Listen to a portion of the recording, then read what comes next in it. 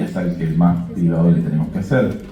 Tenemos aumento rápido según el tipo de país y los hábitos, y nos está pasando que países que no tenían hábitos occidentales están teniendo más tasas de cáncer de colon contra las nuestras. ¿Sí? Siempre pasa lo mismo, la mortalidad es más alta en regiones menos desarrolladas. ¿Sí? Eso no va a cambiar, porque ahí tenemos dos problemas: llegamos tarde o no llegamos. Y mientras nosotros no cambiemos la accesibilidad a la medicina, va a seguir pasando eso. Y hablando un poco de esto, del enigma del cáncer colorectal en menores de 50, sabemos que es preocupante, que está creciendo, porque les decía, les va a explotar en la cara. Hoy por hoy, podría a cifras de 2030, podría representar el 10% de los casos. Vuelvo lo mismo. Imagínense si detectamos casi 1 millón por año, que 100.000 de esos sean menores de 50 en estadios avanzados. El de ustedes tiene menos de 40 y tiene una colona. Uno por riesgo familiar, y sin riesgo familiar ninguno lo tiene. Ahora después les cuento con FIT cuál sería una estrategia y mi pensamiento para los próximos 5 años de que deberíamos hacer. Y, ojo, 10% de todos los cánceres de colon, 25% de los cánceres rectales. ¿Sí? Piensen de esta manera: estoy a la punta del dedo de un cáncer colorectal, del 25% de la probabilidad de cáncer colorectal en 2030 menores de 50. No les estoy diciendo que hagan una colonoscopia, a punta de dedo. Guante, silo, posición de Sims, y que el paciente se relaje mientras haga un tacto rectal. No hay nada claro que explique si solamente son los factores hereditarios. ¿Sí? Ahora nosotros sabemos que tenemos cáncer de Lynch, ¿sí? El síndrome de Lynch es un cáncer heredofamiliar, pero estamos viendo pacientes que no tienen nada y que presentan esto. Y donde se está empezando a poner el foco hoy por hoy es las bebidas azucaradas en la adolescencia y algunas infecciones. ¿Sí? Obesidad persistente, el estilo de vida sedentario, como decíamos, y la alteración de la microbiota. Todos sabemos que paciente joven, tasa de replicación más alta, y que decimos siempre, cáncer más agresivo. ¿Sí? Básicamente fenotipos que son mucho más agresivos que lo que encontramos en un paciente más añoso. Tenemos que dedicarle tiempo a esto y eventualmente ver las causas. Vamos de vuelta. Desde la genética, ¿por qué aumentó? No sabemos. Lo que tenemos que ver es las cosas que podemos modificar. Esto es lo que les puedo dar. Me estoy yendo otra vez. Ahí está. Vamos a quién es uno de los principales responsables, que es la microbiota.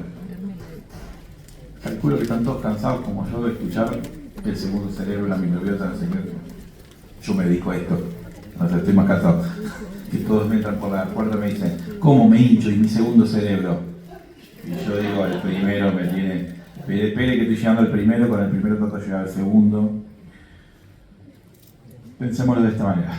Nosotros, yo tengo para otras charlas, pero ahí se las hago breve resumen. Hace 200.000 años decidimos como Homo sapiens irnos de África. Recorrimos un muy largo camino, dijimos vamos con esta manada y dijimos vamos todos solamente con esta manada. Nos fuimos con 100 billones de bacterias en nuestro intestino, solo en nuestro intestino, otros billones en la piel, en los pulmones y en los genitales, que son todos nuestros microbiomas. ¿Sí? Nunca estuvimos solos, nunca estuvimos con la manada, somos un gran ecosistema que es nuestra microbiota. Cualquier cosa que la altere, nosotros tenemos relaciones simbióticas. Y desde que nos escapamos de África, porque éramos cazadores y recolectores, que era o me come el león o como yo, ahí teníamos más o menos unas 700 y pico de especies de lo que se denomina diversidad del microbioma.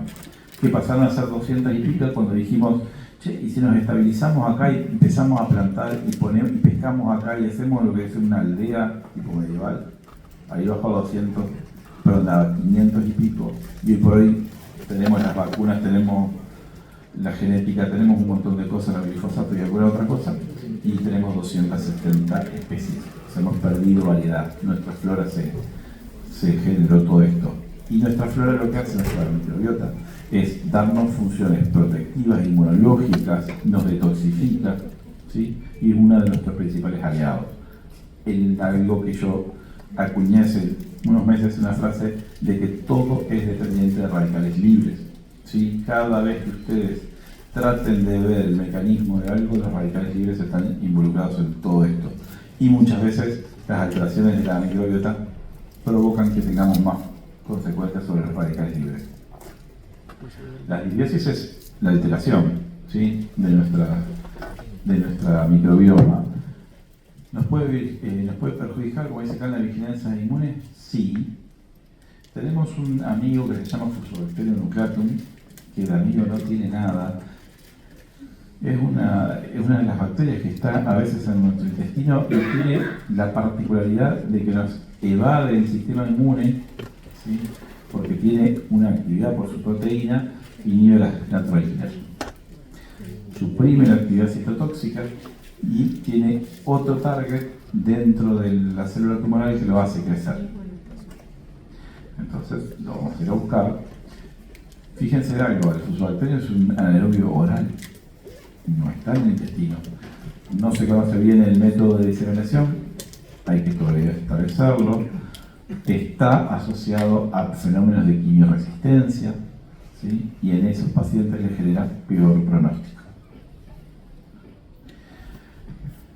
Como les decía, lo que tenemos que ver es estas dos vías, que son la de la WNT y la SARS-2. No los voy a aburrir, pero básicamente lo que les acabo de decir, las pueden buscar. Una es: me neutraliza el natural killer, lo camuflo al tumor porque queda la expresión sobre la superficie del tumor, une un epítope al tumor y el otro al natural killer, le dice acá no hay nada, seguí tu camino, y invaden la célula y hacen que tenga esta capacidad protumoral. Y esto lo tenía en otra charla, pero para no herir susceptibilidades puse una delantera del Barça que me hubiese gustado a mí, porque si no, yo soy uruguayo y voy a poner a Suárez, Cavani y Cachabacha Forlán hace unos años y me iban a tirar por la cabeza. Otros van a querer poner ¿cómo es? A Messi, a Di María y algún otro. Habrá otro que quiera poner a James y algún otro de los muchachos. No me van a poner un par de defensas que a mí ya no me lo van a poner, por favor.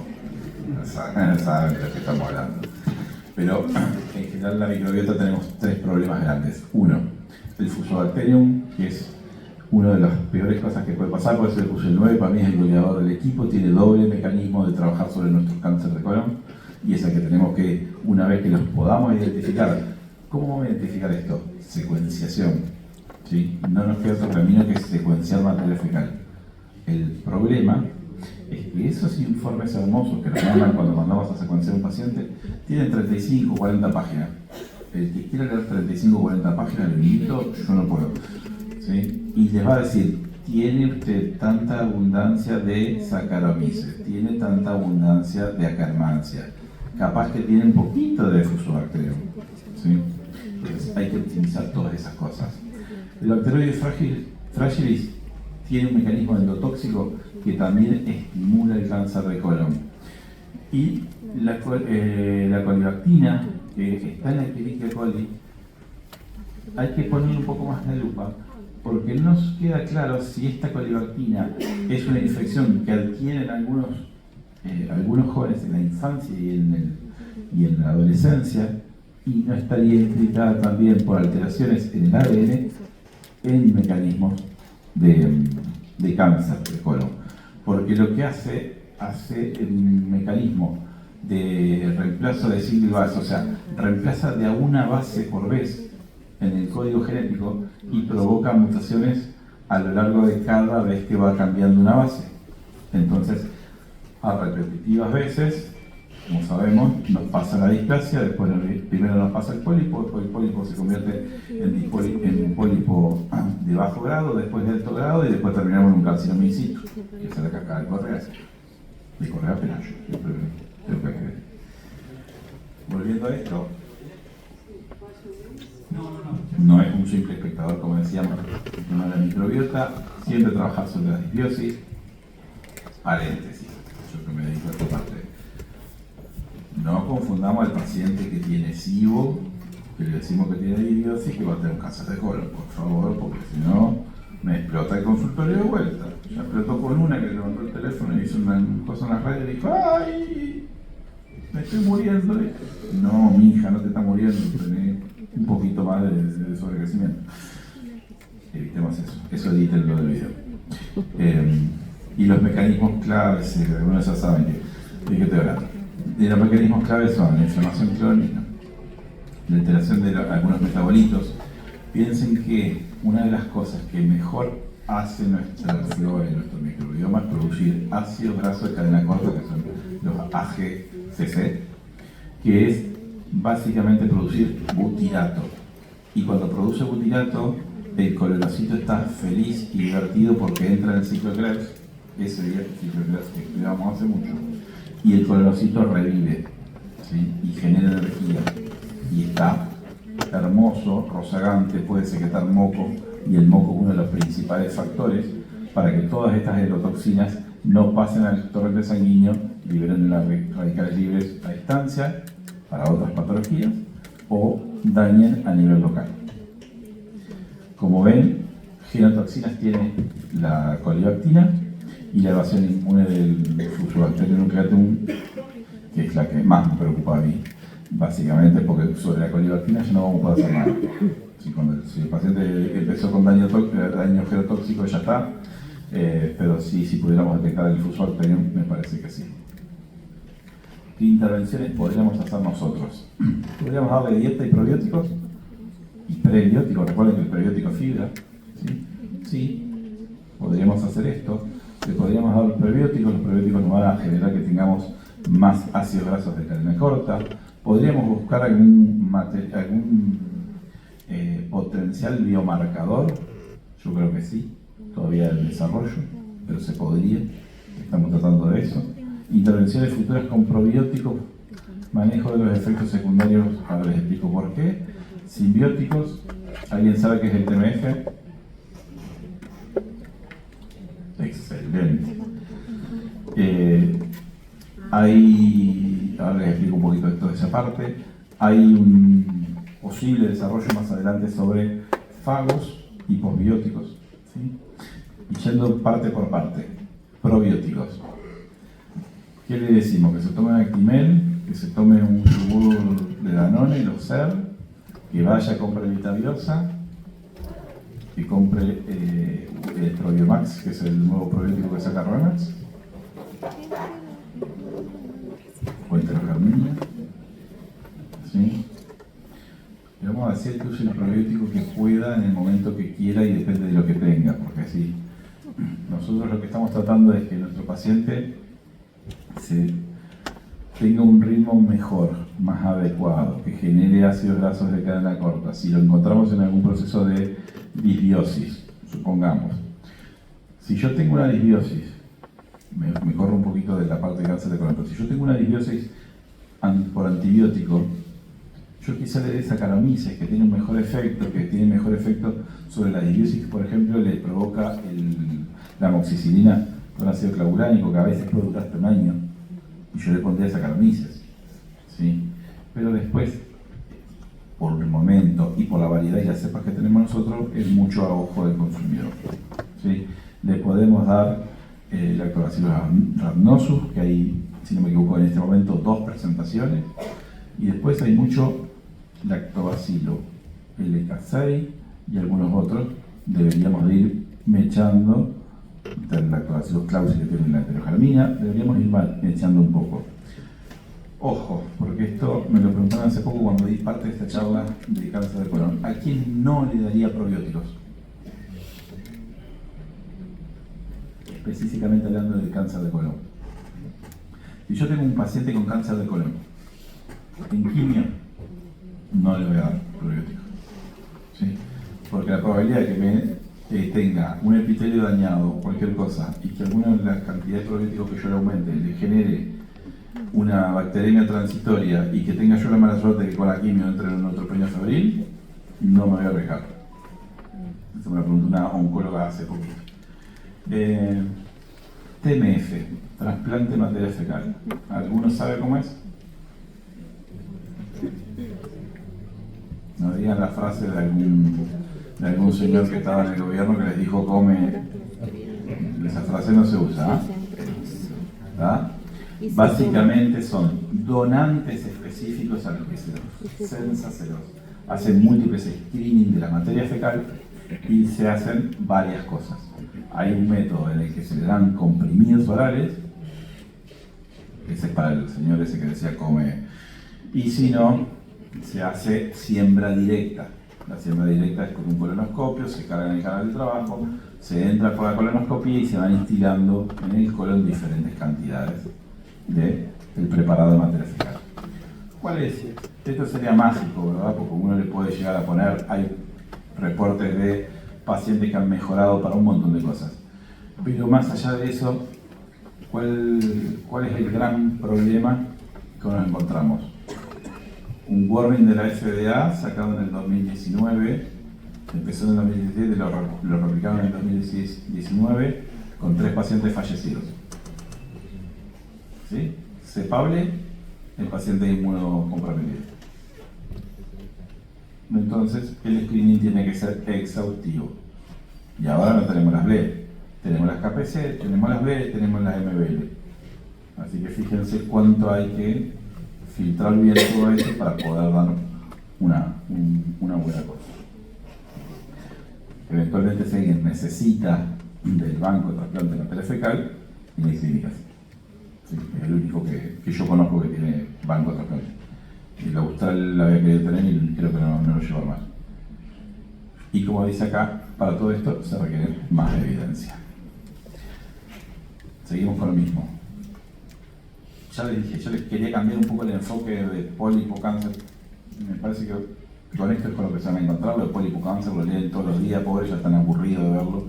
Y yo creo que este es el futuro, modular la microbiota para poder ayudar. No vamos a poner al paciente con cáncer solo con la microbiota, pero sí vamos a hacer un arma de trabajo de los oncólogos. Vamos con lo último. Vamos con FIT, lo último, ya está. 7, faltan 3 minutos para 7, esto lo digamos un ratito y los dejo respirar. ¿Quién tiene idea de lo que es FIT? Más allá de lo que dice ahí. ¿Alguien escuchó el FIT? Levante la mano. No. Sangre oculta materia fecal. Ya bueno, FIT sí. ¿Sangre oculta materia fecal? Sí. ¿Por el guayaco? Sí. Genial. Cambiemos el concepto y hagamos una revolución con esto. Vamos por partes. Tanto el guayaco como el FIT son para detectar sangre oculta materia fecal. Vamos con esto y vamos a ver dónde está el cambio. Yo lo que voy a ver ahora son anticuerpos contra hemoglobina humana. ¿Sí? Antes yo no veía contra hemoglobina humana, podía venir cualquiera por cualquier cosa y de cualquier lado. ¿Se acuerdan? Alguno pidió sangre oculta materia fecal, le piden, no sé, hasta el documento del abuelo más o menos que tiene que cumplir antes de hacer la muestra. Que no te lave los dientes, que no comas esto. Esto cambia mucho porque son anticuerpos por hemoglutinación y van dirigidas directamente. Principalmente reduce los falsos positivos que tienen las otras pruebas. Y la ventaja es la degradación enzimática del tracto digestivo superior, acá ya no lo tienen.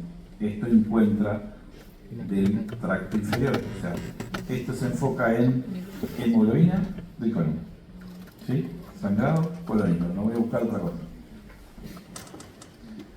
Ahí tenemos qué es lo que hace cada una. El FIT y la sangre oculta de materia fecal, que es la que está de este lado.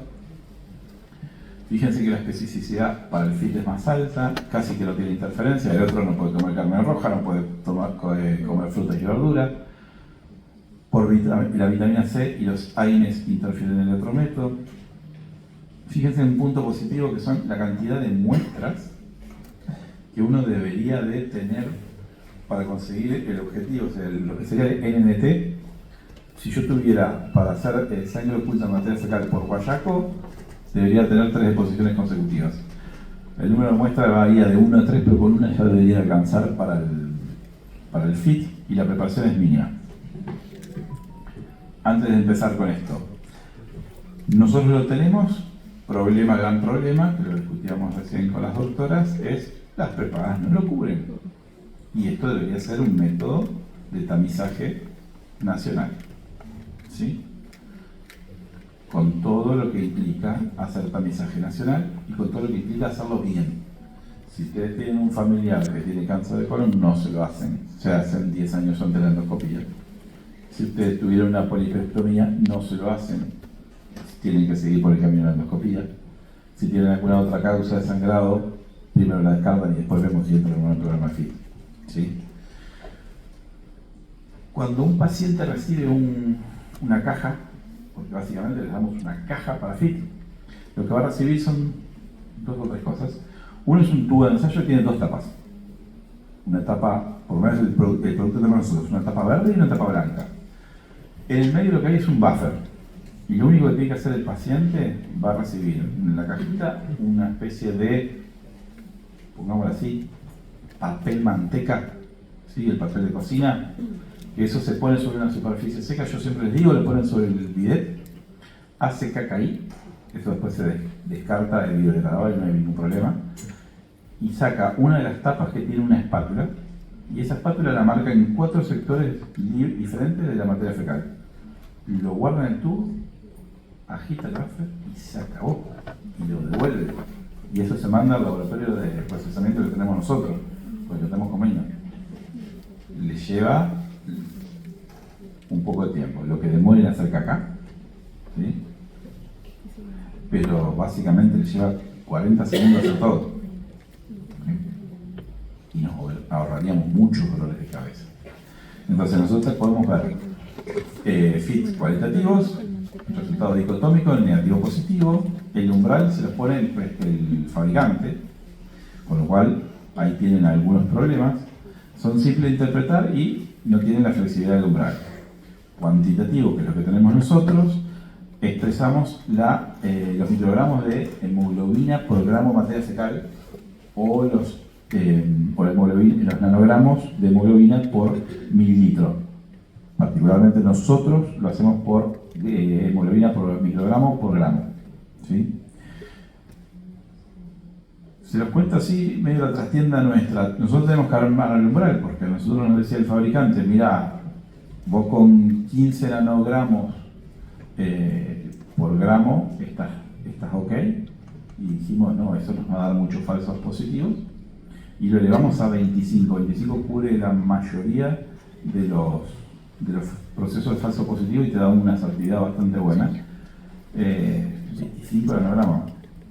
Estamos llamando a una paciente para hacer una colono que tiene 1000 en capital y alrededor, con acceso a la salud. 1000, edad mediana edad. Y la ventaja, como dice ahí, es la flexibilidad de los umbrales que uno los puede adaptar. Para que se den una idea, nosotros estamos manejando un umbral de 25 microgramos de hemoglobina por gramo de heces. Uruguay está manejando 200. Diferencia. Screening poblacional del Ministerio de Salud de Uruguay, nosotros emprendimiento privado. ¿Sí?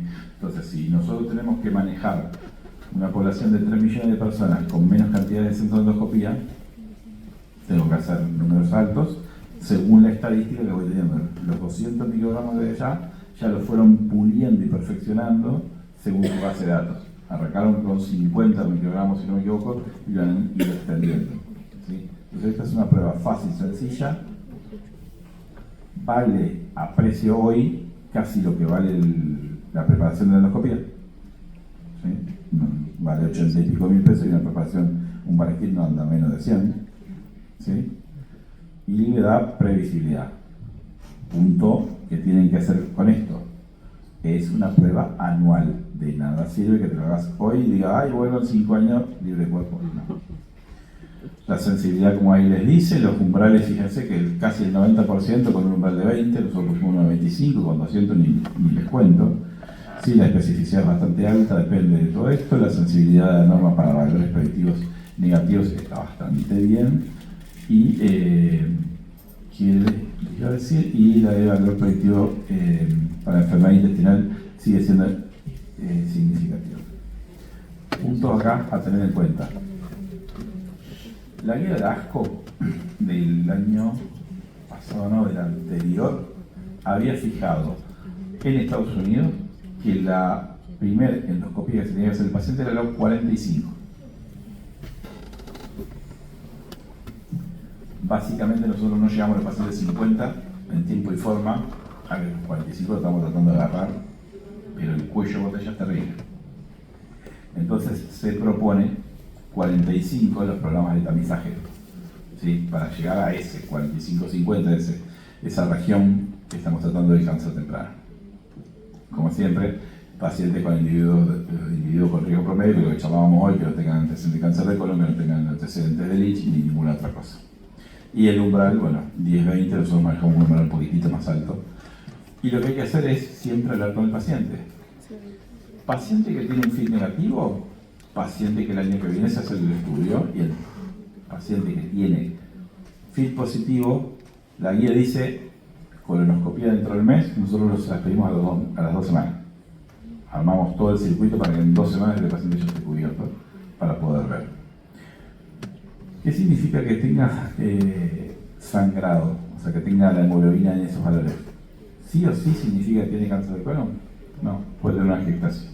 Entonces lo que hay que hacer al paciente es educarlo y decirle, mire, vamos a hacer la colonoscopia, puede que no le encontremos nada, porque un pequeño número no le encontramos nada. ¿Sí? Entonces no se asuste, lo vamos a estar controlando. Adenomas avanzados, primero el rendimiento. Para lo que es cáncer de colon detecta 3-4%, no es que vamos a pescar así que no es que vamos a decir, che, encontramos 50.000 pacientes, 3-4% de los casos. Adenomas avanzados, eso es lo que tenemos que hacer nosotros. No encontrar el cáncer colorectal, tenemos que encontrar el adenoma. El adenoma avanzado, ese es el que tenemos que pescar, que lo pescamos entre el 20 y el 30.